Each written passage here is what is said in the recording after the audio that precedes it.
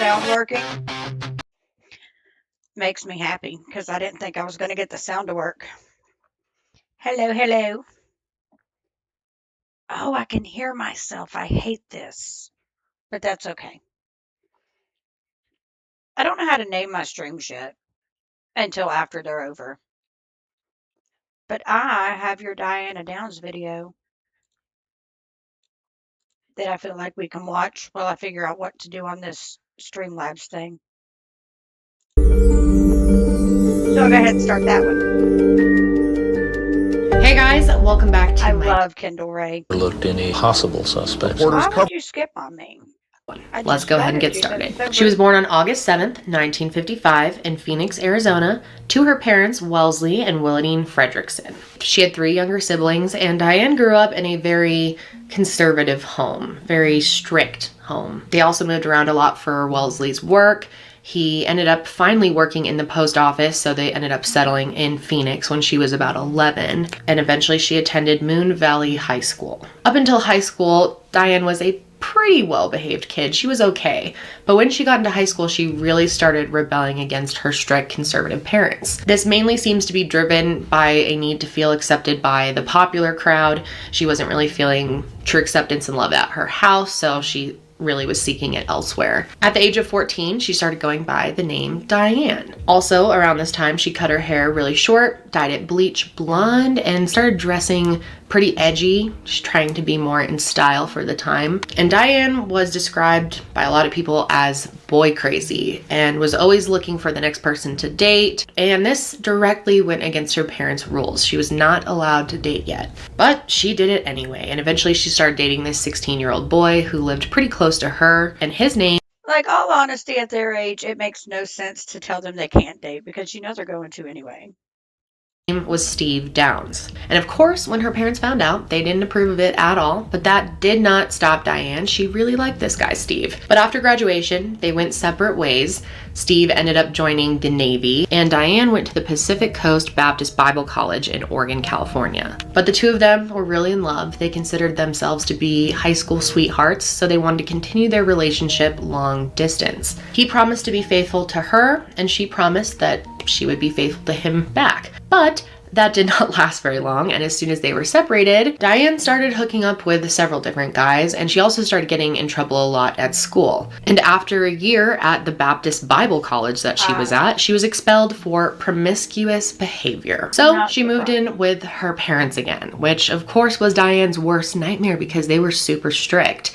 And living with them was not fun. She felt kind of suffocated being under their rules once again. So Steve was also back around this time, so the two of them decided to get back together and run away together. And they decided to go ahead and get married on November 13th, 1973. And it was a rocky marriage right from the start. It was built on a pretty bad foundation, you know, previous cheating pretty much in a failed relationship. People who were around them said that they fought all the time, especially about finances and about the possibility of Diane cheating again. And every time they got in a big fight, Diane would run back to her parents' house. And to make matters even more dicey, they ended up having a child in 1974. Her name was Christy Ann. And then just 6 months after Christy was born, Diane left her and went and joined the Navy. So Steve had to take care of their baby by himself. But luckily for Steve, this whole Navy thing didn't last long. Diane only made it through 3 weeks of training before coming home. And at the time, Diane said that she had to leave the Navy because of severe blisters. But later on in other interviews, she claims that it's because Steve was neglecting the baby and she had to go home and take care of her. So eventually they have another child in 1976. Their second child is named Cheryl Lynn. And after Cheryl was born, Steve decided to have a vasectomy. Shortly after this, Diane ended up getting pregnant again. So you might be wondering how that happened since Steve got a vasectomy, but it turns out Diane had an affair. She ended up having an abortion, actually, but before she did, she named the baby. She named her Carrie. But they stayed together through this, and a few years later, they moved to Mesa, Arizona. Diane and Steve both got jobs working for a mobile home manufacturing company, and it wasn't long until Diane... I will say if this is Gabby's blueprint, she's failing because at least this woman had a job. That's one thing that she does have above her, at least. Met some new coworkers and started having affairs with them. Eventually, Diane got pregnant once again, and this time she decided to go through with the pregnancy, and she gave birth to a baby boy in 1979, and his name was Stephen Daniel. Now, Diane was one of those people who would use pregnancy to get what she wanted from men. She became a mom for all the wrong reasons. She did not actually care about being a mom whatsoever. It was a way to manipulate situations. That sounds a little too familiar. And it's really sad because if you look at the pictures of her babies, they are the cutest fucking kids ever. So for her to just not actually care about her children and only care about what she can get from men because of them is insane to me. I don't know how you could look at babies that pretty and be like, no thanks. And even though Diane was still sleeping with other men and had cheated on him many times, Steve continued to stay with her, mainly for the sake of their kids, he said. He even knew that Danny wasn't his kid, but he wanted to be like a father figure to him. But this did not last, and they ended up getting divorced in 1980. For the next couple of years after that, Diane continued to hook up with several different men, both single. I do have a big question if anybody knows anything about this woman, because there's not many updates on what happened to the father or father. Where was he? Before anything that you're about to hear unravels, like where was this man? If he stepped up to be the dad that he wanted to be,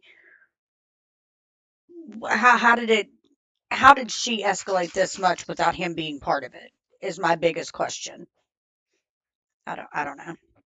And married men. And sometimes Diane would even move in with these guys for a short amount of time, which was really weird. She was constantly between places. So obviously it was a very unstable situation for her kids. Of course, after Steve finally left her, Diane felt an increased pressure to take care of her kids, to provide for them. And pregnancy seemed to be something she was good at. She was good at getting pregnant and having babies. So she decided to become a surrogate. And of course, you can't just become. That's another one that she has a little bit different. Gabi can't get pregnant.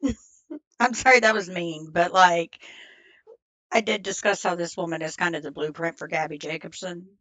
So, got to point out the differences. Become a surrogate, thankfully, you do have to pass some tests, pass some evaluations. Diane ended up failing 2 of the psychiatric exams. One actually noted that she was psychotic, but she was still accepted as a surrogate, which is very concerning. In 1982, she gave birth to a little girl named Jennifer and was paid $10,000 for that. After that, she felt like she really wanted to jump into the surrogate industry a little more and start her own surrogacy clinic.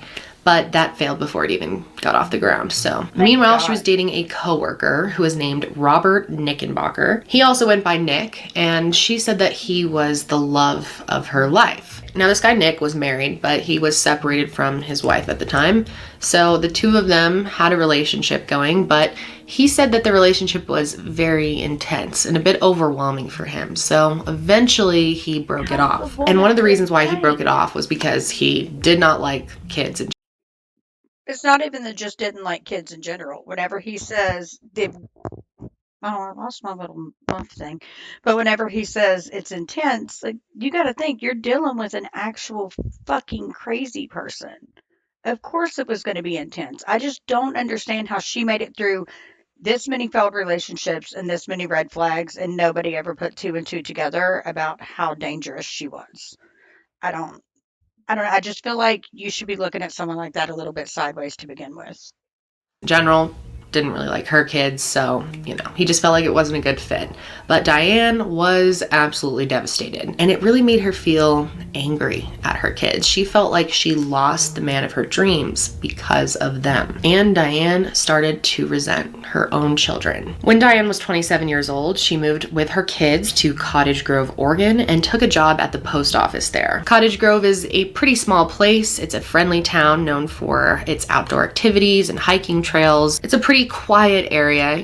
Most of the people know each other that live there and look out for each other. But even after Diane moved there, she was still obsessed with Robert and was obsessively writing him letters. One time she even visited him in 1983, but he made it clear when they were in person that it was over. And you might be wondering where her kids would be when she was out working or with men, and most of the time they were with her parents, but some of the time they were with their fathers.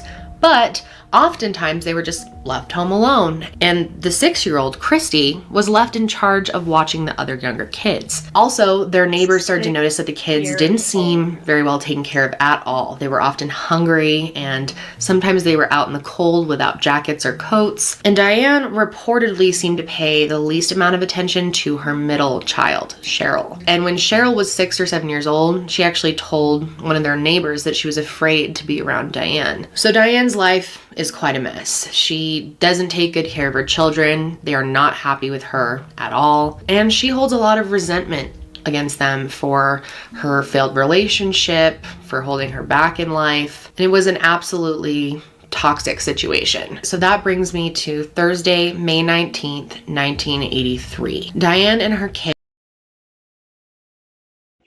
That's 4 years before I was born. That's my birthday.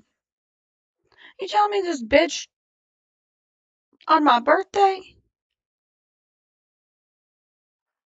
Kids had just gotten done visiting a friend's house, and they stayed pretty late. I mean, the kids were fairly young. Christy was 8, Cheryl was 7, and Danny was just 3 years old, and they didn't leave until about 9:30. But at 9:30, Diane gets all of her kids in the car, and they're gonna start heading home. Cheryl was sitting up front with Diane, and the other 2 kids were sitting in the back seat. And according to Diane, here's how the car ride went. Even though it was late at night for her kids to be out, Diane decides to go on the scenic route home. And all the kids, according to her, were asleep in the car at that point. And Diane said this is something that she did often. She liked to just drive on roads they hadn't been on. I'm not going to dispute that. I used to do the same. Like if my kids fell asleep in the car and I knew, like my oldest one was a colicky baby. And then he was a very finicky kid. Okay, nothing wrong with that. But like if he fell asleep in the car, I would drive around back roads and everything. But where I live, I know it's safe. I'm also not going to stop for anybody, and I'm not going to be without cell phone service. Back in her day, there wasn't cell phones or a cell phone service. So I don't think that I would feel as comfortable that way without the cell phone, right? Maybe that's just me, but I don't know how they managed back then. I would have been terrified for my life. On before and kind of explore. So Diane and her kids are driving down this rural road near Springfield, Oregon, and exploring. And while they're driving down this scenic route, the song Hungry Like the Wolf by Duran Duran is playing on the radio, which is quite a weird song to be playing in this moment. She said they were just driving along, listening to the song, when all of a sudden she sees this man standing in the road, and he's like flagging her down. Okay, if this were true and you were a single woman with 3 small children, you keep fucking driving. I don't care if the year is 1984 or 2026. You keep fucking driving. That's where the story should have ended. She kept driving, went home, and they all lived happily ever after. It was about 10 p.m. at this point, but that did not stop Diane from pulling over for this strange man in the middle of nowhere with a car full of kids. She pulls over at the intersection of Marcola Road and Old Mohawk Road. On one side of this intersection is the Mackenzie River, and on the other side is this kind of empty field. It's a very isolated spot. Diane said that she stopped the car, looked behind her, and saw her kids sleeping in the back, so she decided to get out and talk to this bushy-haired stranger. That's how Diane described this guy.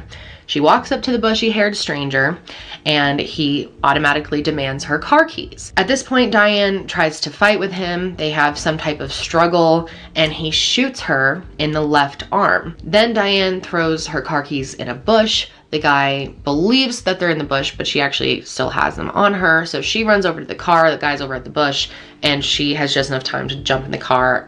She just conveniently tricked him out with the fake key throw. My dog don't even fall for that one. Shut the fuck up. And take off with all 3 of the kids, who were lying in the back and had been shot. Then she says she starts driving wildly, like a lunatic, to the hospital. But that's actually not the case.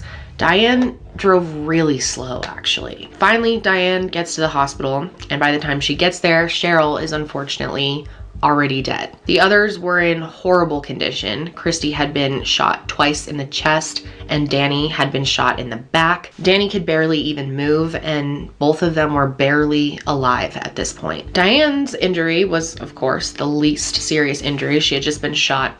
I mean, it's kind of ironic. Like, she didn't do this. A strange man did, but the first one to die was her least favorite, and her favorite child had the most superficial wounds.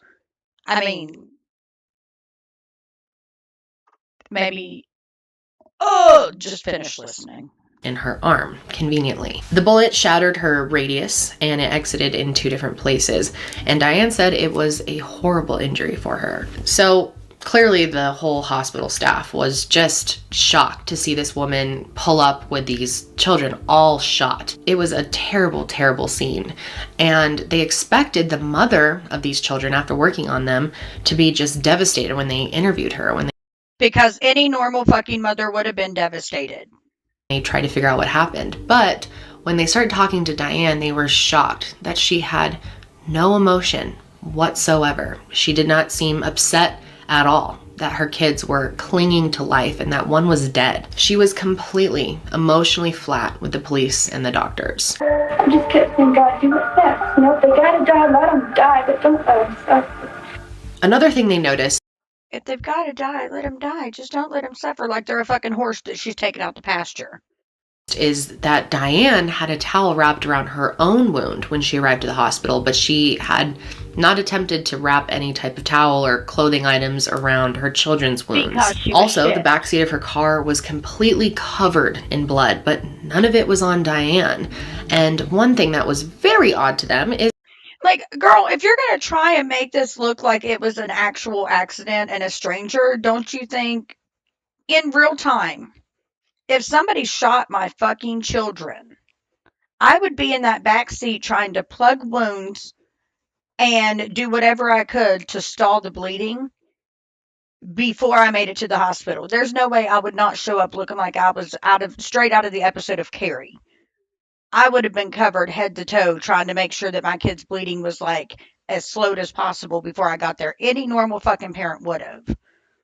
So the fact that she shows up with a towel wrapped around herself and nothing was done to these children is insane to me. Like, even if you're going to fake it, bitch, fake it right.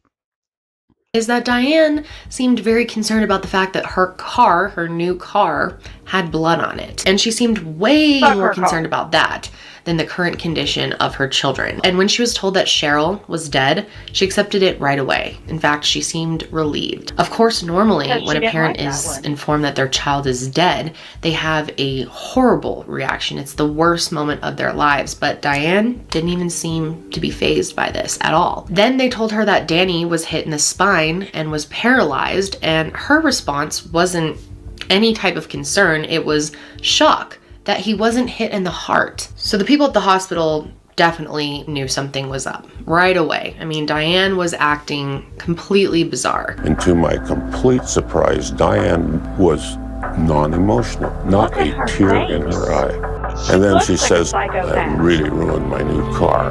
I got blood all over the back of it.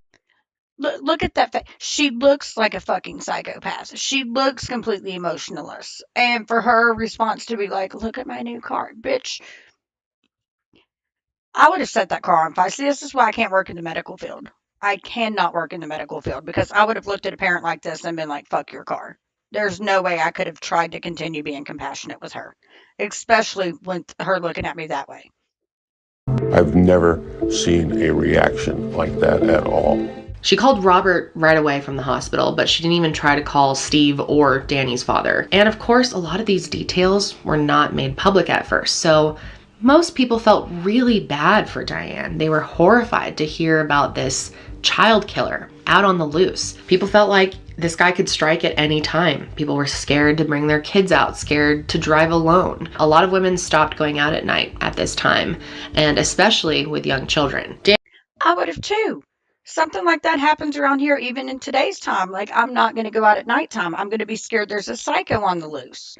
She caused an actual uproar and overwhelming fear in an entire town.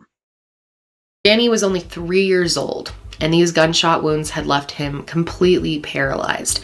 And the fact that Cheryl had died just really scared people. However, Christy was still alive. She had had a stroke, though, so she was in and out of consciousness. And remember, she was 8 years old. The 3-year-old is paralyzed. The 8-year-old had a stroke. And the mother is just sitting there blankly worried about her fucking car. Unable to communicate at all. So that means the only witness was Diane. And even though the public had a lot of sympathy for Diane at first and felt really bad for her, the police had mixed feelings on her from the start. But they decided to go out and search the area where she said all of this happened and tried to look for this bushy-haired man. They searched the whole area. They even had divers go and search the Mackenzie River since it was right next to it. And all that they found was a few bullet casings on the ground. They had Diane give them an official description of the suspect, but this didn't really lead anywhere. Here's the composite sketch that they came up with. And of course, the media was really interested in this case. It was very unusual, and people wanted answers as to what happened that night. So I'm sorry, that's just the worst sketch I think I've ever seen in my life. It looks like the caveman off the Geico commercials. So she started giving interviews, and Diane started saying some really weird shit. We were just out, I guess, sightseeing, I guess you'd say. And the kids got tired. They fell asleep in the car, so I decided to just head on home. But I saw a road I hadn't been on before. We like to take back roads, and just went down that road. And there was a guy standing in the road, flagging me down, so I stopped. Everything was done in a matter of 5 or 10 seconds. He swung himself around and fired twice. One caught me in the arm, the other one I went off somewhere. Danny cried the whole way. I could hear him softly just moaning, and Christy was dying. God, all the blood, all the pain. This man shot my daughter. My first reaction was to snap back to my childhood, to the pain that had happened to me back then, my marriage, my entrapment by society. This man was bigger than... Like, remember, she said all of this happened in like 5 seconds. Like, these are a lot of fucking thoughts that are pretty damn clear in 5 seconds time. I don't know about you, but who was calling me? Than me. He was stronger than me. He had more power because he had a gun. And I stood there and I looked at Christy reaching, and the blood that just kept gushing out of her mouth. What do you do? So the public sympathy for Diane did not last long. People started to quickly question her whole story. It was very suspicious. Why was she on this dark rural road so late at night with 3 kids in the car? And of course, why would she pull over to help some strange man in the middle of nowhere? And not only that, why did she get out of the car and put herself in that situation? We were always out on dark roads, light roads, city roads, country roads. I was a single woman. I had been divorced for a couple of years, and quite frankly, I got pretty used to driving by myself with the kids. So late at night, 9:30, 9:45, 9:50, 10 o'clock at night, the stranger is in the middle of the road, so it didn't even occur to you that maybe I shouldn't stop? Well, I'd picked up many hitchhikers before. This man was not a hitchhiker, but I had picked up hitchhikers before, and nobody ever shot. Did she just say this man was not a hitchhiker? Then why did she stop? I've picked up many of hitchhikers before. This man was not a hitchhiker. Then why the fuck did you stop with your babies in the car? I wouldn't have stopped for a hitchhiker either, but like, let's be real here. Why would you have stopped if he wasn't a hitchhiker? You just stopped to be like, hey, what's up, Mr. Creepy Guy in the middle of the road?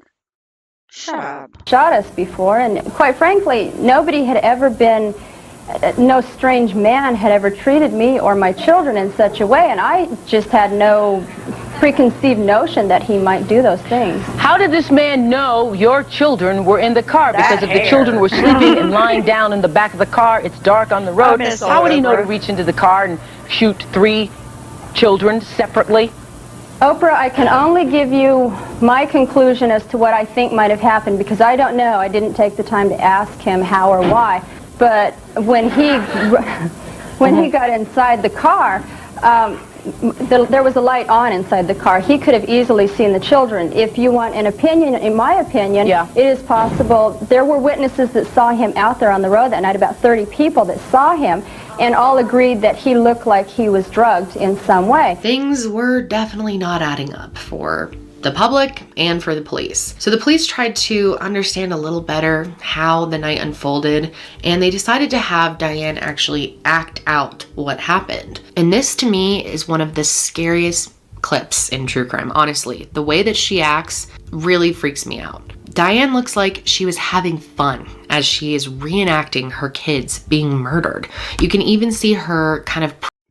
Sounds to me like someone that just wants all of the spotlight and all of the attention on her at all times. And they're giving her a chance to act right now. So obviously, she's so happy. Crimping her hair, getting ready before they start to roll the camera. She's joking around, she's laughing. I mean, most mothers in this situation would barely be able to function and talk, wouldn't even be able to actually reenact something like this. I mean, it would be so traumatizing to kind of relive it all again, but Diane seemed to be having a great old time. Like that. I got in the car, jumped in, put the keys in. I just hit my cast. Started the car and left. The car door shut itself. God, this is worse than... Okay. Yeah. I'm sure he didn't intend to shoot my arm. Towards the end of that, you see she bangs her arm, and investigators to this day believe that she was gonna say, "That was worse than when I shot myself." So even after she reenacts all of this, it doesn't make any more sense to police. I mean, why would this guy... No, if anything, it just made the whole thing look way more suspicious. Because, man, you've remembered an awful lot to be able to reenact that, and none of it makes any fucking sense at all. I believe that you threw your keys, and, it just didn't seem plausible. I just said, not even my dog falls for that trick. Why the fuck would a grown man? The whole story. And of course, seeing Diane's mood and behavior in this reenactment, police felt like she definitely did something here. I mean, she is lying for sure. There was a lot of red flags, but they didn't have the evidence that Diane had done it yet. So Diane continued living her life as normal and started doing some more TV interviews. Diane definitely seemed to like the attention. She was one of those people who just thrives off of it, positive or negative. And in these interviews, she doesn't... That's one thing that all bad moms seem to have in common, is the fact that they want all the fucking attention on themselves, and they thrive off of being the spotlight. I feel like people like that should just auto red flag as they're dangerous. Because what do you mean you want to take front and center stage over your kids? What do you mean your kid was injured and you're smiling and laughing about it? What do you mean you have dead fucking children? Sorry to put it that way, but that's what it is. And she's out here smiling and pretending like it's the best time of her life because she got to act something out. The whole thing was nothing but major red flags. And the fact that CPS didn't step in sooner, I don't know what CPS was like in the 80s, but the fact that somebody didn't step in sooner to intervene and save these kids actually pisses me off. Even try to seem emotional at all. She seems completely unfazed by the whole thing. In fact, she seems more concerned about herself. Sometimes she even had a disgusting, smirk when she was speaking, as if she was kind of getting off on what she was saying and reliving it in her head. When he swung around, he was pointing, when he swung around, it hit the tips of my fingers. The gun hit the tips of my fingers, and that snapped me. And I went, wait a minute. I'm not trapped by society. I don't care if he is bigger. If I stand here and I say, yeah, here, take the keys. I mean, there's nothing I can do. You win because you have the gun. My kids are going to die. And I'm not going to let my kids die. And see what I'm saying? This all happened in 5 seconds, but she had time for this moment of clarity and this kind of clear thought. That alone makes me think huge red flag. I'm really glad that the police were on to her, though. So instead of giving him the keys, I feigned throwing the keys. Diane explained that the whole ordeal only took like 5 to 10 seconds, which is a pretty short amount of time for someone to kill 3 children, but of course it's possible. She said the man had actually shot at her twice. She'd only been hit once in the arm, but one of them he just missed, and then he walked over and shot all 3 kids. So that's quite a lot to happen in that short of a time. And hearing her say that the whole thing was so short made even more people question her story. And people started to be more vocal about this, and Diane did not like the criticism. In one interview, she sounds They never like the criticism. That's when they run and hide. just irritated that people are asking any questions. If I had shot my own children, would I not have done a good job of it? Why would I have taken my kids to the hospital? Wouldn't I have made sure they were dead and then cried crocodile tears? That's insane to think that I would do such a thing and then bring the witnesses in against myself. That's crazy. So then one day, Diane decides to go and visit her daughter, Christy, in the hospital. Her vitals were stable at this point, but she was still unable to communicate verbally. But when Diane walked in the room, her heart rate spiked. The medical staff instantly knew that she was afraid of her mom, so they reported this to detectives who took note of it. And as far as what the police knew at this point, from what Diane had told them, she had hopped right in the car after tricking this guy and drove straight to the hospital as fast as she can, that she drove like a lunatic. But in reality, like I mentioned, she was driving really slow. And the police actually found out about this by interviewing a witness who was driving behind Diane on the way to the hospital. And this guy that was driving behind her said that she was driving so slow and seemed to be purposely going slow to like piss him off. And he ended up having to just drive around her. And then it came out that police had actually searched Diane's car and they found blood on her passenger side door, which does not make sense with her story. She said, Now remember, all the shooting happened from the driver's side. So why is there blood from the passenger side? And bitch, if you're that good of an actor, why didn't you already have a cover for that? I'm just saying. I'm glad she got caught though. Like, I'm glad she was too stupid to cover it, and I'm glad she got caught. She deserves the worst kind of hell. said that this man had shot her kids on the driver's side of the car. No one was ever on the passenger side, so how did this blood get there? The victims had been shot with .22 caliber bullets, but Diane denied even owning a handgun. However, the police had talked to Steve, and he confirmed that Diane did own a handgun. And when police searched her house, they found a rifle and bullet cartridges that had been tampered with. And these bullet cartridges had been ejected from another weapon. The extraction marks on the bullets were unique though, and they matched the casings that were found at the crime scene. But they also confiscated Diane's diaries, and they read several entries about that guy, Robert, that Diane was really obsessed with, the guy who broke her heart. And they also found several letters that were addressed to him. She wrote things like, "I still think of you as my best friend and my only lover. You keep telling me to go away and find somebody else. You have got to be kidding." In her diary entries, she talks about how Robert didn't want to have kids and how sad it was making her. She also wrote some poems about him. One of them said, "I love you more than could your wife, yet it's brought sorrow to my life. I just keep hoping and hanging on. How much longer can I be strong?" And in the diary entries, she talked a lot about how Robert didn't want to have kids and how she was sad about it. So they started to feel like maybe it was possible that Diane got rid of her kids because she felt like they were holding her back from finding love, or that maybe she could be with Robert if she didn't have the kids. And of course, during this whole time, Diane continues to blab on to the media. She's doing interviews and eating up all the attention, but public support is really starting to shift. He said then that he was afraid because he believed that you had shot your children because of him. Yeah. And so, I don't know what to say to that. I mean, Because that's exactly what happened. Between the diary entries and everything that happened, it already sounds like it. I'm not going to lie, I haven't watched the interview of this, like the rest of it. I just found it and then started playing it. And then I also found the court case. Haven't watched the court case. I didn't even know who Diane Downs was until like literally yesterday. But it sounds to me exactly like what the man thought. Like, could you imagine being that poor man going through life thinking that this woman killed her kids because you broke up with her? one, that's fucked up to do to your kids, and two, that's fucked up to put on a whole other person. This bitch needs to rot.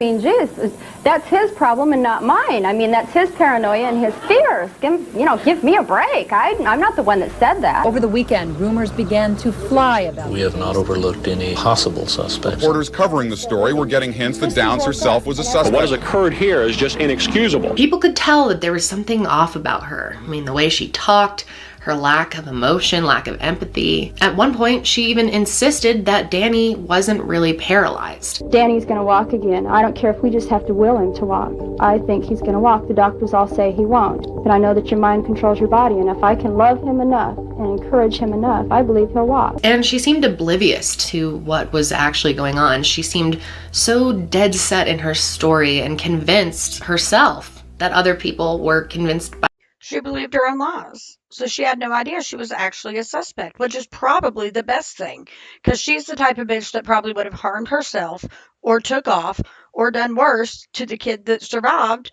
if she would have thought she was a suspect. By her. She really thought that everyone was believing everything that she said. Eventually, after finding some more evidence, detectives brought Diane back in for some more questioning. They did a 2-hour interrogation with her, and during this time, Diane changed her story several times. Diane's one of those people who lies so much that she can't keep track of her lies. We need to buy these bitches notebooks. Like, I'm serious. We talk about buying Gabi a notebook all the time. This bitch needed a notebook, too. All these bad moms need notebooks.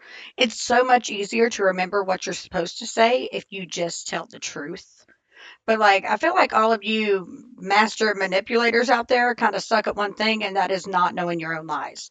Get a little notebook. Jot it down. Take some notes. Remember what the fuck your script is supposed to be, because this is getting ridiculous. Your lies will always eventually catch up with you, especially if you can't even remember them. I don't understand how you're going to be a criminal and be fucking stupid. Like, pick a struggle. And they start to get twisted. At first, she started telling them that there were actually 2 attackers, and that one of them, at least, knew her by name and knew about her tattoo. Talked to you, referred to you by name, and also referred to your tattoo. Right. Because that's what happens. When you get attacked, they immediately point out, oh, I know you have that butterfly tattoo on your foot. I don't know if she has a butterfly on her foot. I do. But what the hell? As close as you can remember, what did he tell you? If you say anything about what happened here, that they'd come back and kill me. Then she starts claiming that she knew the person who shot her, and she just wasn't saying who it was for some reason. And when police... So, hey, now your new story is you know who killed your kids, but you're not going to say you're going to protect the person that shot your fucking children? Bitch, I don't give a fuck if they shot you. They shot your children. Why would you protect them? I'm so glad the police brought her back in for this one. Pushed her to try to get a name out of her. She got really mad and ended up storming out of the room. Come on, Diane. It's your turn at bat. Since you guys seem to think that I should have brought Diane with me, I will get it myself, because I know who did it. You do know who did it? Yes, I do. I damn sure do. You know him by name? Yes, I do. Yeah. You saw him shoot your kids? Yep. It's pretty important. And I saw him grab my arm and yank my arm out and shoot my arm and say, now try to get away with it. And I'm leaving because I know who did it. Bye. The time is now 17:46, and Diane is just departed. That is an old school crash out, is what we just heard. Cause what, girl, what? Yeah. The office. By this time, people were completely... I'm going to stop interrupting now. I'll let you watch a longer part of it before I pause. I just have a whole lot of thoughts, and I really don't like this woman. Over Diane. I mean, no one was really believing her, and people wanted her to be held accountable. People were really calling for her arrest, and the police wanted to arrest her too, but they needed a little bit more evidence, and the one thing that they wanted to do was talk to Christy, but she was still unable to talk. However, she was on the path to recovery, and they felt like if they waited a little while, that eventually they would be able to talk to her. Now, they knew that Christy had to be extremely emotionally traumatized after being in that car ride and seeing her siblings get shot, potentially by her own mother. So they knew they had to just go about this really slow. They didn't want her to be scared and question her own memory of what happened that night, or feel like she needed to defend and protect her mom in any way, so they decided it was best that she start by working with a therapist. So she did. She started seeing a therapist, and eventually this therapist really started to gain her trust. And the therapist starts having her write down the name of who hurt her that night and then throw it into a fire. And hopefully one day she won't want to burn it, was the idea. She did this over and over again, and eventually she was comfortable enough to let the therapist read the piece of paper. And on the piece of paper that she gave her therapist, she wrote down, "My mom." At this point, it was clear to everyone that the shooter was Diane Downs. So 9 months after the shooting took place, Diane was arrested on February 28th, 1984. Of course, once the arrest happened, media coverage totally blew up, and she was back in the spotlight again. And Diane seemed to really enjoy the renewed media attention. Diane was said to be flirting a lot with the officers and the guards, and she would smile for cameras like none of it really mattered to her. She acted so lighthearted about it all. She didn't seem to have any guilt. Diane was charged with 1 count of murder and 2 counts of attempted murder and criminal assault. And by the time the trial started on May 10th, 1984, Diane was noticeably pregnant. Yep, that's right, Diane was pregnant once again. There's a clip of her walking into the courtroom, showing off her pregnant belly and smiling, as if she's very proud of herself for getting pregnant once again. Later on, they interviewed her, and she said that the reason she got pregnant again is because she missed her children and she was lonely. Once again, it was clear that Diane was using pregnancy to get something that she wanted, and this time it was sympathy. Maybe Diane thought she would get better treatment in jail or have a better outcome on her case if she was pregnant. You know, maybe she thought that the jury Yeah, jokes on you, bitch. The legal system don't work that way. They're just going to take that baby away from you. would be emotional about sending an expecting mother to prison. I was extremely lonely. I missed my kids desperately. I had just seen Christy on the 2nd of October, and it's like opening a wound and pouring salt in. I was extremely lonely, beyond belief and beyond explanation. And on October 13th, I just went and got pregnant because I was so lonely. I love my children. I miss my children. So we're just going to have a replacement baby. And these people are fucking laughing like they think that it's... And I know that sounds simplistic. It really does. And I have to admit that.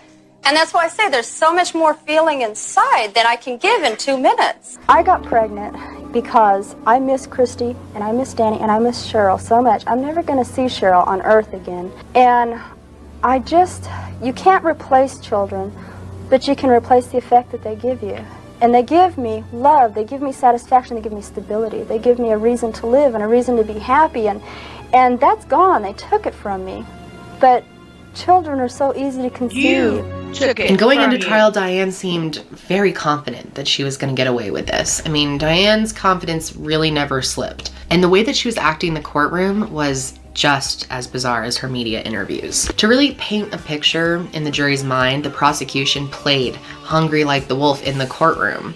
And Diane was dancing to it, like tapping her feet, having a good old time. They also played her interrogation tapes, and while she was watching them, she still had absolutely no emotion. The prosecution also brought in a model of her car, and they used dolls in the car to demonstrate how Diane would have killed her children.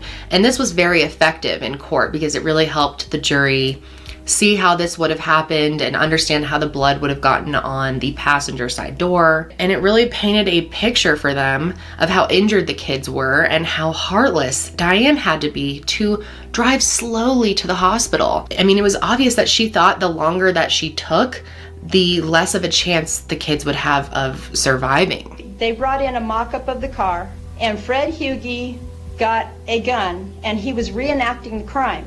And when he was going through the motions of firing the gun at the Christy doll and at the Cheryl doll and at the Danny doll, he couldn't shoot the Danny doll because the Danny doll was back here. And he raised up and he looked at me, and I went like this, and his face, he had a look of incredulation on his face, and his mouth started to open, and I nodded my head yes, and he had to switch the gun to the left hand. A right-handed person could not have shot the Danny doll. They also made the very difficult decision to have Christy actually testify, but it was vitally important. They were worried that Christy may not be able to handle it, testifying with her mother in the room against her, that maybe she would be just too emotionally traumatized to even talk about it in front of people. Christy was only 9 years old. She had survived a horrific incident, and they just had no idea how she would handle all of that pressure. But she did a really good job. She told the court that she remembered her mom stopping the car, getting out, and going back to the trunk to get something out. She said that Cheryl was in the front seat and that her and Danny were in the back, and then Diane came around the car with something in her hand. And she recalled her mother leaning into the car and shooting Cheryl first at point blank range. And Christy was watching all of this. Then she leaned over the back seat and shot Danny, and then reached over and shot her as well. Then she said she watched Diane shoot herself, wrap a towel around her arm, and get back in the car and start driving slowly towards the hospital. Now, there's no video of this testimony. Do you know how hard it would have to be to testify against your own mom, let alone to do it at 9 years old? I don't know where that little girl turned out as an adult, but like, I hope that she is just comforted with knowing that she did the right thing, because that is crazy to put a 9-year-old through.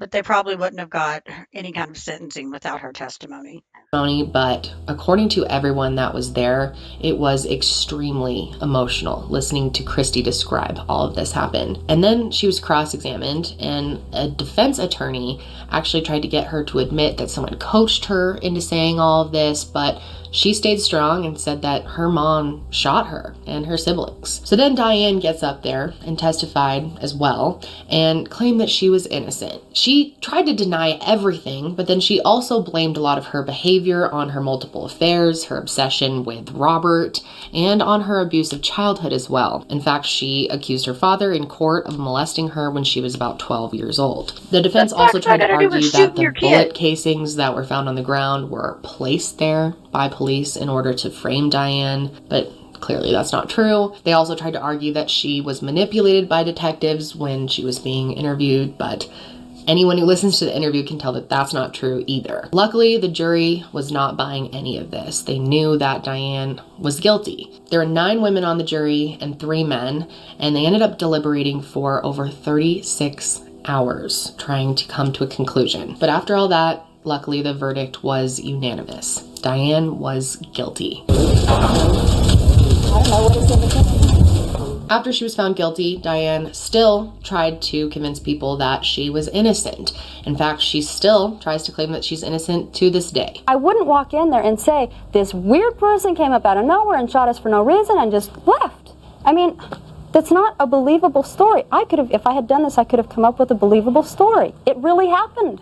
I could smell the blood, I could smell the gunpowder, it was just a really, really horrible feeling. But before she was even sentenced, 10 days before she was supposed to be sentenced, she gave birth to a baby girl who was named Amy Elizabeth. Of course, she only saw this baby once before she was taken away from her, and she was adopted and renamed Rebecca, nicknamed Becky. Around this time, Diane was also examined by psychiatrists, and she was diagnosed with being narcissistic and had antisocial personality disorders. Luckily, Diane Downs ended up being sentenced to life. I feel like I could have diagnosed that one without the therapist or psychiatrist, but I'm glad that she finally got a diagnosis, because she is 100% textbook narcissist. Life in prison plus 50 years, and she wouldn't even be given the chance for possible parole for 25 years after that, but very unlikely that she would ever get parole. Her father, Wes, denied her accusations of the sexual abuse, and Diane later admitted that she just made it all up. But even after all these false allegations were made against him, he continued to support his daughter and believed that she was innocent. He passed away in 2017, but up until he died, he believed that Diane was in prison for something she didn't do. So then in July of 1980, she was innocent. I feel like I could understand her dad's side. Like, who wants to believe that their child is capable of that? Like, at the end of the day, you've got to look at the evidence. But I could understand how it would be hard for that man to just... You got to think, like, this affects the parents of her also. It's going to affect the children's fathers. It's going to affect the people of the community. Like, people always just look at, like, oh, well, she's scum, lock her up. But you're not looking at all of the lives that it affects, too. Like, I feel so bad for her parents, to be honest. I don't feel bad for her. He passed away in 2017, but up until he died, he believed that Diane was in prison for something she didn't do. So then in July of 1987, Diane decided to try and escape prison. She was out in the exercise yard getting some fresh air when she decided to execute her plan. She climbed a 16-foot fence, somehow used her jacket to get over the top, and actually escape. She hid underneath a car outside of the jail, and then when it was clear, she just ran. And Diane is considered to be a very dangerous person, so a massive manhunt for her started. The story was reported on the news in multiple states, and they had searches across multiple states to make sure that Diane was found. People were really worried at the time that she could possibly go after Christy. Detectives searched the cell phone that she had in jail with her. Yeah, she had a cell phone. And they didn't find any clues about where she possibly could have gone, any details about her escape. All they found was a clipboard with a piece of blank paper on it. But they noticed that there were indentations in the paper. Clearly, another piece was pulled off the top. So they did that classic trick where you sketch over the bottom piece and you can see what was written on the paper that was before it. And there was actually a drawing with a map and an address. 2262 State Street, which is just a few blocks from the prison.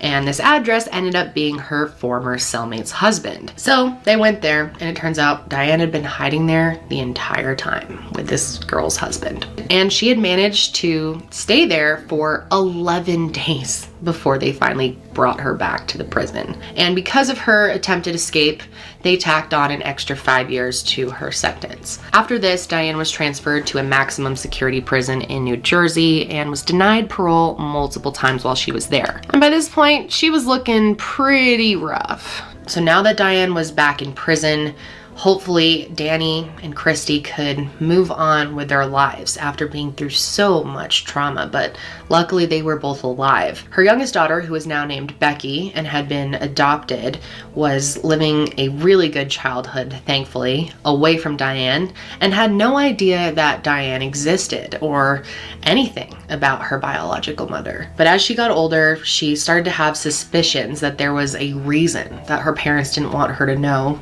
who her biological mother was. And when Becky was 11 years old, she came up with a plan to trick a babysitter into telling her who her mother was. Basically, she pretended to know who it was when she really didn't, and the babysitter just said it. Then she found the book Small Sacrifices by Anne Rule at a local bookstore. And this is the most famous book that's been written on Diane Downs. Anne Rule is a very famous author, but finding this book was absolutely shocking to her. Finding out who her mother really was scared her so much. Finding out that her biological mother attempted to kill her other siblings was devastating to her. Becky was so upset at the time that she just left the bookstore and tried to kind of forget about it all. Then she was hanging out with one of her boyfriends and she watched a mini series on Diane Downs. And something about that just really got to her. It just really made it all sink in, and she was devastated by the time she left his house. Becky felt totally lost. I mean, she was scared that she had come from this woman, scared that she could have ended up with her. A part of me was afraid that that's where I came from. Does that mean where I'm going? And with all the stress, she ended up turning to drugs. She dropped out of school and she ran away from her parents' house. At this point, her life just spun out of control and she was severely traumatized for years after finding out who her mother really was. Becky got pregnant young, just like her mother, when she was 17, and her child was taken away from her right away. She got pregnant again at 21, and at this time she was living in a homeless shelter, and she made the decision to put this baby up for adoption. After that, she wanted to reach out to Diane, and so she ended up writing her letters in prison. And surprisingly, Diane actually got back to her, and she had... I would never, actually, that's a lie, I would. If I found out that was my mom, I would have a lot to fucking say. Look how beautiful she grew up, though. Seen pictures of her, and the first thing that she said to her in the letters was, "Wow, you look just like me. Don't you hate that chin we have?" In the beginning of the letter, she was talking about how Becky was beautiful and it was great to hear from her, blah, blah, blah. But as it continued, she started accusing Becky of being involved in a mass conspiracy against her. She accused Becky of being a spy, so Becky decided that it was time to stop talking to Diane. After some time and some self-healing, Becky came to the conclusion that just because she was biologically related to Diane, that didn't mean that she had to be anything like her. She worked really hard and ended up getting her life together and was a really great mom to her son Chris after all. She got a degree in psychology and ended up working as a behavioral health coordinator for children. And there was also somewhat of a happy ending for Diane's other two children, Christy and Danny. They were actually both adopted by one of the prosecutors in this case, Fred Hughey, and his wife Joanne. Danny tragically was paralyzed from the waist down because of his injuries, and Christy also has a speech impediment. But they were adopted by great people, and they made sure that they had all the resources that they could to heal and process everything that they had been through. He adopted my children, and according to Christy, never said a bad word against me. Ever. That was out of Christy's mouth. Fred Hughey, in all the time that he raised her, never spoke ill of me. I believe that Fred Hughey knows that there is a man out there that was hunting my children, and it wasn't until after Christy told her schoolmates, she drew pictures in school, and she said, "This is the man who shot us." I lied in court because they wanted me to say this and they wouldn't leave me alone. Dr. Peters, she said, Dr. Peterson kept pressuring me and he wouldn't leave me alone. They now live a very quiet and peaceful life with their families, and they stay out of the media. Diane is currently in the Central California Women's Facility in Chowchilla, California. And in 2020, she actually got COVID and had pretty bad symptoms, but she said she worked really hard through it. She actually said, "I dragged myself to work on the 11th and 12th of March, exhausted and fuzzy in the brain, dry cough, headache, sinuses clogged with very thick mucus. I showered and slept for 4 hours, woke up and drank water, and then went back to sleep for 16 more hours. When I see what others have suffered, I think my boss probably saved my life." She also spoke about her children and said, "Every time the world news shows big red circles on the national map, I look at Oregon because that's where Christy and Daniel are." Compared to other states, it appears that Oregon's red circle is smaller than most places. Is Oregon relatively virus-free, or are my children in greater danger than the red circle size suggests? I still worry about them and love them, though they will never know it. So clearly Diane is still in complete denial, and she probably will never show any type of remorse for what she did to her children that night. You remember now pretending to throw the keys? Yes, I do. And that was after he turned back towards me. And kicking him and managing to jump in the car and race to the hospital. Yes, Anne, and as a matter of fact, you didn't mention the fact that my arm was so absolutely contorted after the shooting. It was twisted and shoved back 2 inches, twisted at a 90-degree angle, which proves that there was a struggle, and there's also blood on the driver's seat, which is evidence of the fact that I jumped in the car and my arm fell against the seat helplessly, as I stated.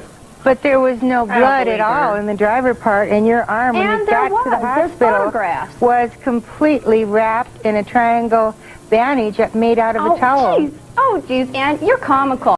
You are so far-fetched. I'm serious. There was a towel wrapped around my arm. Yes, there absolutely was, and I don't know how it got there any more than you know how it got there. I think Diane should... You don't know how your own arm got bandaged?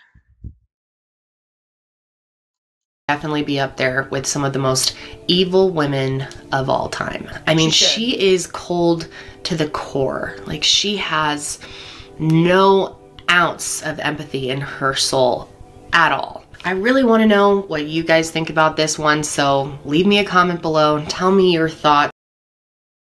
I think she is honestly one of the most evil fucking women I have ever heard of. I do have her court case also. What if you could make a song using only your voice? But, oh, shut up. Why are you playing stuff? Be quiet. I do have her court case also, but it's 4.5 hours long. I don't know if I feel like jumping into that one tonight. But she did face the parole board for the 4th time. For someone not allowed to have parole, she's been in front of the parole board a lot. But it was October of last year, 2025. Bitch still alive. And she's still trying to maintain her innocence, and she's still trying to get out. as you guessed, they denied her parole for the fourth time, and she is still sitting in prison. Do we want to watch the court hearing today? Or is it something we'd rather do tomorrow?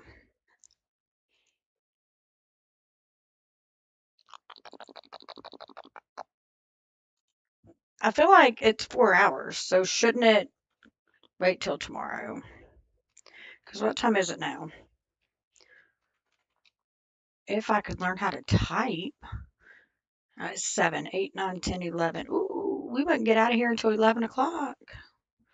Guys, what? You guys just want to watch some old Gabi videos? I feel like let's do that. Let me scroll. Let me scroll and find some for us. Because I feel like after that, we need some Gabi. Because why not? I feel like that was the blueprint for her, and it is exactly how her situation's going to end up if somebody doesn't step in. And then tomorrow we could do the 4-hour court case. I'll actually take a nap and come with plenty more coffee and be prepared. I'll come on earlier in the day. I don't know what time. I just know that I will come on earlier in the day. Okay, let's get some Gabi going for us. Because this one looks great. What is happening? Gabi! Yeah, because Gabi.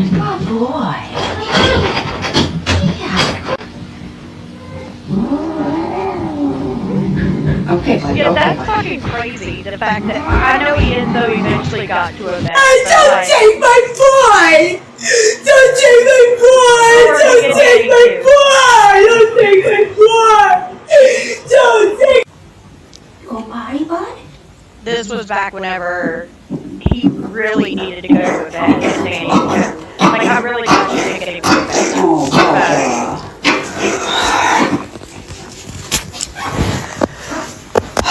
Oh, look, it's the same color as the other day. It took her. That's what that was the other day. Why is he throwing up? But she had to use him to In his litter box. It's okay. Well, to be clean. To be clean. Who's telling her it's okay? It's her fucking okay. Nothing about this is okay.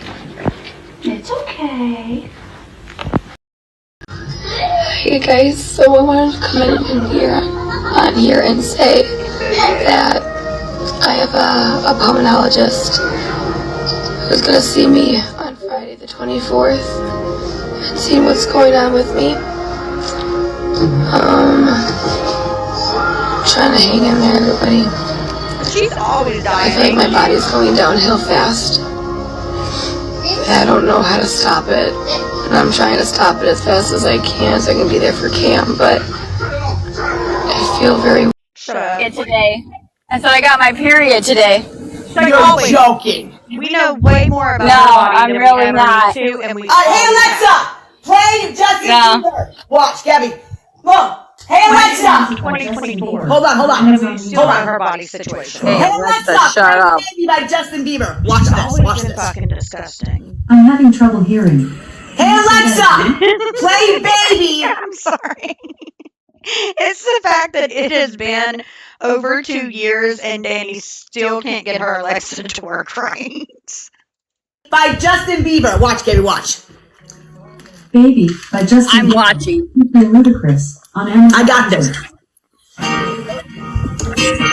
Oh, whoa. I don't think Ludacris I got this. is in that song, is he? Whoa. Stay over here, Cam. Whoa. I feel like I need to look something up now. I'm on my period. Oh, Don't talk to me. I need my chocolate. I don't want coffee. Just give me oh man, I can't. What is it? Just close the door and leave me alone. I fucked up. Oh, what is it, Danny? I fucking hate them both. I really do fucking hate them both. But you gotta admit, Danny has always been the funnier one of the two. Safety, and anybody that cares about Danielle would actually get in contact with her family if you actually cared. So that's none of y'all business if I talk to her grandmother. None of your business. Absolutely Correct. none. Her business. You don't know the conversations that me and Danielle have. Nobody knows the conversations that me and Danielle have. So if Danielle and I were talking, you don't know what she was talking about. everybody So obviously I'm a really concerned person. When I talked to Danielle for almost 2 years and never reached out to her grandmother, that's how concerned I was. Okay? It wasn't just, oh, I'm going to go call the cops on Danielle. I didn't say her that. grandmother messaged me this afternoon to ask if I heard from Danielle, and I said I did not. And she said, well, I'm going to send Gabi over there to check on her. It wasn't that I was bugging her grandmother. That's fucking I didn't bullshit. say you were. I relayed to her. No, Kim, you need to go get your facts straight before you get up in someone's box and say this and say that. Because that's what causes drama. I know it does. But she was sitting here and saying, because you all, so I told her what I was told by her sister. And if I can't trust what her sister tells me, then I apologize. But I wasn't blaming anything. You were concerned. I get it. I've been concerned before and have called Gabi and everything else. I get it. I wasn't blaming anybody for anything. I told her the story of what happened and why the cops ended up there and how it happened. That's all. And I apologize to you, Danielle. I wasn't trying to say anything bad or come at anybody. So I don't want any drama coming to you. And that's all. That's all. That's all.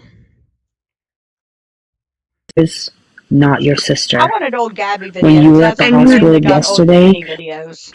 What's going on, everybody? Yes, it is your sports girl 1992 here. I've been getting a lot of messages about how to become famous, how to become viral, how do you get followers. Well, I'm here to show you guys a couple steps. And you cry like a little bitch and you're a bad mom. On a lot of motherfucking people right now. I need to talk to you. Hey, this, that, this, that, this, Stop, that, oh my God. Fuck! Download video. I'm gonna steal that soundbite. Danny! You guys a couple steps. I'm really about to fucking snap on a lot of motherfucking people right now. I need to talk to you. Hey, I'm gonna make that a soundbite. I like that one. This, that, oh my God. Fuck! I talk, Danny, we gotta talk. Oh, Danny!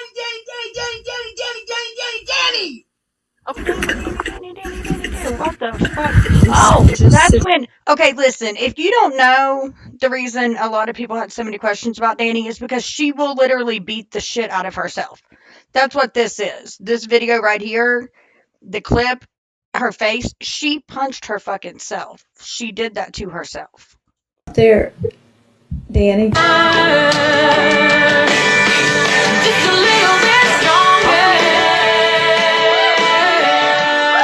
I am so sorry for the assault. I didn't know that was coming. Hey, bro! You mean girl! You mean girl! You look like one too! You look like one too, sweetheart! Get off of TikTok! Go take care of your life and your family instead of worrying about other people's life! Why is it all What the heck are you doing? Gabi. This was supposed to be Gabi stuff, but it's all Danny, and that's okay. What the fuck is happening? This bitch is weird as hell. I hope she cuts her nails. Danny, I'd quit doing that if I was you. What's happening? I'm not being mean. Guys, my nails are so bad, dude. Look at my nails. Look at them. Follow them. I can't. My hand is killing me. Oh. She's injured again. Yeah. I don't want to. Shut down! Shut it down! Shut it down! Shut it down! Shut it down! Shut it down! One time for a nigga like me with squad like this, when it seems so strong and flow so cold, and then for some bad bitches in my clique. What's up, Eastside? What's up, Eastside? We getting big. We getting big. They think they singing me, but they ain't sing shit. But they ain't sing shit. Girls on the pole, yeah, they make me rich. Girls on my shows wanna take my pick. Yeah, we can do this and all night. Can't tell me nothing, can't tell me shit. All of my zone, all of my own. Hey, Gabi, did you ever know? Did you ever try sex on the beach? It's so good. It's so good. Hey, chat! You wanna get blocked? You wanna get blocked? No, be quiet. I don't even want Danny. I want Gabi. Go to the bathroom. Why would a Gabi pay people with Danny? I was at the hospital.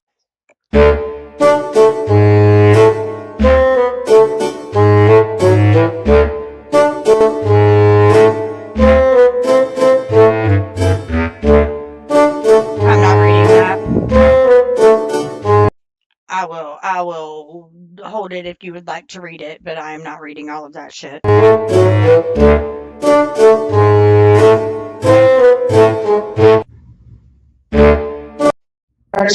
Yeah. Sorry, Danny, I don't. God bless. So that all she ever did was beat on herself? I wanted to talk about the bad mom. Oh, Jet. Shut up. We're just gonna ignore you. We're just gonna scroll. I'm pretty sure we'll find Gabby up here. At some point, I feel like people may have been a little more obsessed with Danny. Then what the fuck? No, it's okay. I feel very dizzy. I feel weak. I feel sweaty. Keep taking some deep breaths, okay? Don't throw up. So you said you've been waiting for 3 days? Yeah. We'll need the stair chair. Has the bleeding gotten any heavier or lighter? It's gotten heavier since day one? There's no chance you can be pregnant right now? No. Okay. Has this ever happened to you before? Never is again. I've had laparoscopic, but 9 years ago. Okay. Any other past medical history? Endometriosis. Okay, Coco. Any other past medical history? No. You take any medication daily? Just my Adderall. Any no blood thinners? No. 98%. 108 on the pulse. Allergic to any meds? No. Well, just Eclor, but that's it. What's that? Just Eclor. About a half a cup soaked in about in the tanks. At 500 cc's each day? Or 250? Maybe 100. 100 cc's? 150. 110/78. 110, 78. Pulse is down to 94. Are you in any pain at all with this? Oh, yeah. Rating 1 through 10, 10 being yours. 6. 6? Okay. Stack.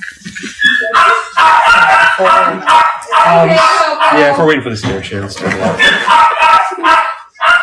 Is your pain, can you show me where your pain is at? Okay. Whatever. There's a guy that I wanted to In the show. roughly 24 hours. Are you a group of 4? I don't know where he is. I don't care either. I've been live for a little bit. Not as long as I planned on being, because I was going to go ahead and do the court case tonight, but I don't really want to do the court case tonight because I just realized it's 7:30. We won't get out of here until midnight. But tomorrow I will get on earlier in the day and we will go through the court case.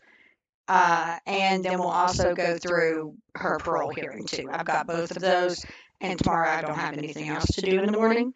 So when I wake up, I'll have my coffee, I'll smoke, I'll take the dog out to use the bathroom, and then I will come here looking rough as I could possibly be because we're gonna get through this court case, okay?